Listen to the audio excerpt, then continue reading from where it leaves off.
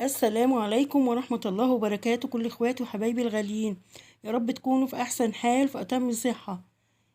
النهاردة ان شاء الله الاكلة بتاعتنا اكلة بسيطة وخفيفة، وكمان يعني سهلة جدا.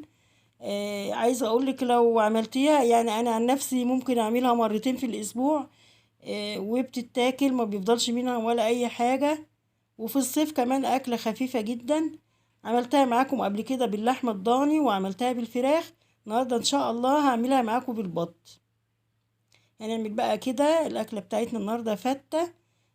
وهنعمل معاها بط. طبعا هنا البطاية دي أنا منضفاها كويس ومقطعاها ونقعاها بقى في محلول النقع اللي أنا كنت عملته معاكم مرة قبل كده. هنا أنا نقعاها في مية وملح وشوية سكر وشوية خل، وكمان ليمونتين كده عشان تشيل الزفارة اللي فيها.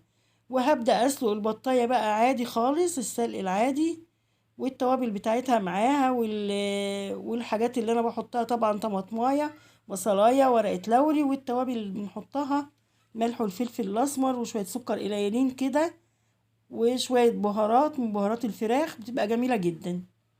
على ما البطاية بقى هتستوي بدأت كده اشتغل في الصلصة بتاع الفتة. هنا طبعا شوية السمنة دول، ما بحبش انا اكتر المادة الدهنية. شوية سمنة كده في الحلة، وحمرت فيهم التوم، معلقتين توم مهروس، حمرتهم لغاية ما وصل اللون الذهبي كده. وبعد كده نزلت عليهم بالطماطم بتاعتي اللي انا طبعا ضرباها ومصفياها من القشر. وبعد كده نزلت بالتوابل، ملح وفلفل اسمر وشوية شطة. الشطة دي هي اللي بتدي للصلصة بتاع الفتة طعم حلو قوي. وكمان ضفت عليها شوية كمون او كزبرة زي ما يكون عندك يعني، او بهارات. وهنا كده البط بتاعي خلاص داخل على سوا.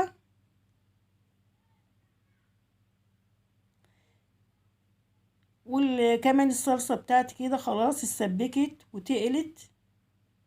هو ده كده القوام اللي انا عايزاه. خلاص هطفي على الصلصة، وهبدأ اخد البط كده في صينية من غير سمنة ولا اي حاجة.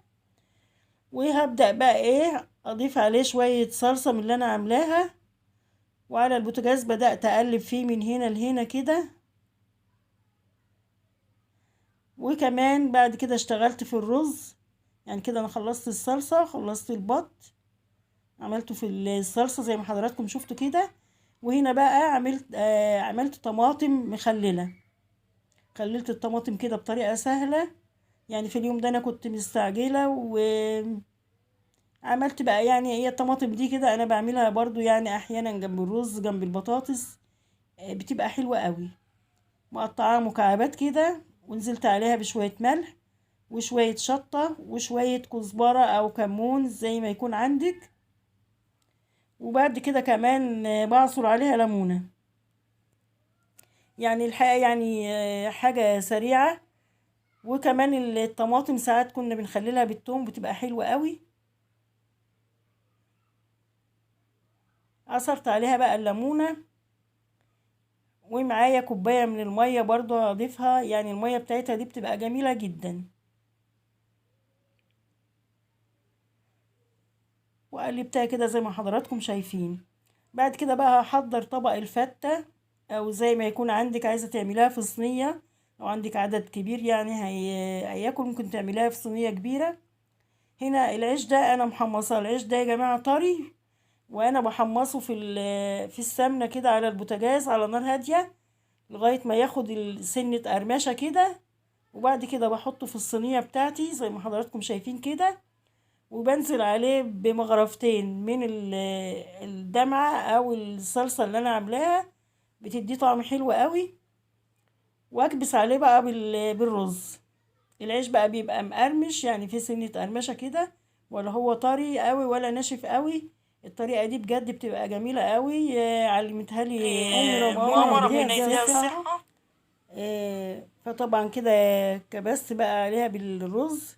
ونزلت عليها بقى بشوية صلصة كده من فوق.